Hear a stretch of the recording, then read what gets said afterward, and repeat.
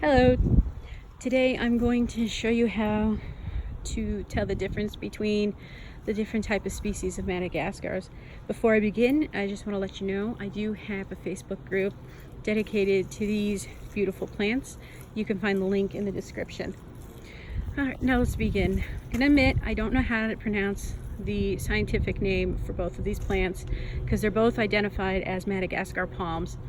There's just subspecies of them. So as you can tell, there are two major differences. This one here has the olive leaves with the pink down the middle. This one just has the regular, just normal green leaves. This is the one you will normally find in Lowe's or anywhere else. This guy I actually went to a nursery and found on accident because I was looking for the other one. And one of the biggest things that I've noticed, at least I've never seen this type of Madagascar shoot off branches at the top. I've only seen the pups at the bottom. This guy is the opposite. I've never really seen anything at the bottom, but if the top gets cut, they'll shoot off from the top. I'm sure if one of these got cut, it would do the same thing though. Another thing that I have noticed is if you look at the spines on these guys, you'll see that the spines kind of go up in a swirling fashion and they have a little bit of a pattern to them. These guys, they kind of just seem to go wherever they please. They're also, the thorns are a little more flimsy. They're not really as pointy, don't get me wrong. They still hurt if they get hit ya.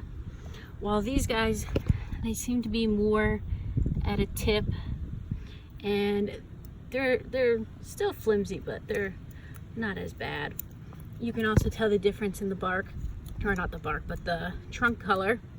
This one's a little darker versus this one. The one thing that I have noticed is this species here is a little more tolerant of lower temperatures. This guy is not. Many times this plant will actually lose all of its leaves in the winter, while this one will keep its leaves all year round. It'll kind of go dormant, but it'll keep its leaves. However, this one goes dormant and loses its leaves. So if you have this version and it loses its leaves, don't freak out. It'll start shooting off leaves depending on the temperature. Mine in Florida will start shooting off leaves around end of March. And this guy, he'll do the same as well. But that's pretty much the differences. There are other different types of Madagascar palms. I'm currently looking for a different version that has less spikes on it than these guys do, and it's a little more bulbous at the bottom.